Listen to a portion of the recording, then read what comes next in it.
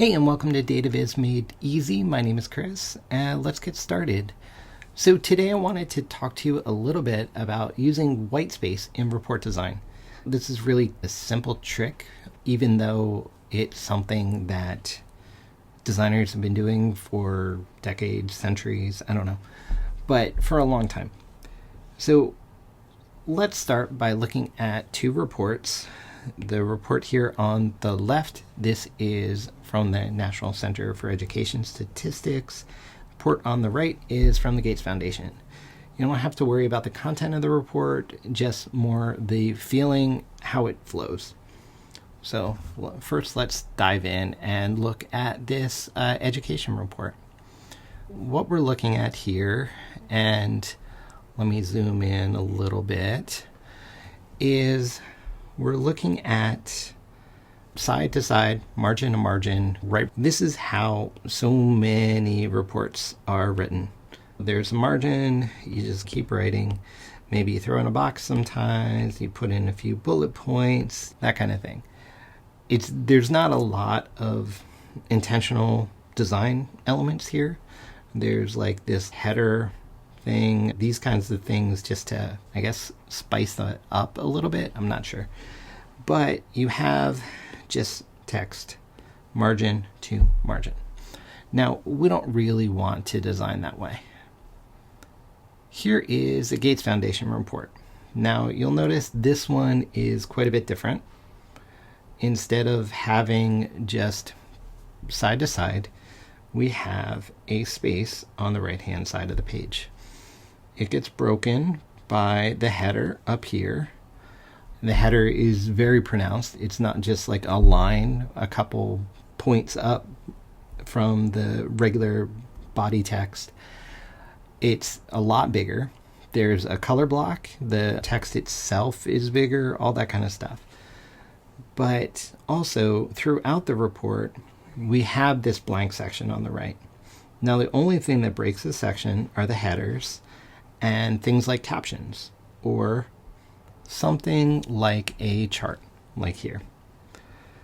A chart, a picture, that kind of thing is allowed in this actual template to break the side-to-side kind of two-column view.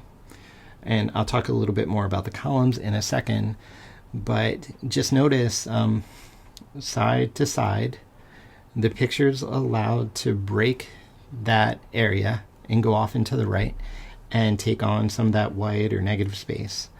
The text is not. So even on this page where we have a big picture and it's pretty much taken up by this diagram, the actual title splits and drops into the second line. And that's keeping some discipline in your grid design, just making sure you're following the rules that you put into place. And we see this kind of throughout. You see this space. It's only broken for certain elements, for charts, for other things, but the text always stays on the left. And it's really a simple thing, but it's a simple thing that makes a pretty big difference in terms of how your report is going to feel. It's going to feel a lot less overwhelming if you do this. Now, you can do it in Word just by creating a big margin. That's fine. That's one way to do it if you want to have that column like that. If you're designing a design program, say here in Canva, what you can do is you can add a grid. So you'll see on the side in Elements, if you scroll down, we'll see grids, and we can see all. Now, these are actually photo grids. If I were to take a photo element and drop it into the grid, it would fill up one of these boxes with your photo.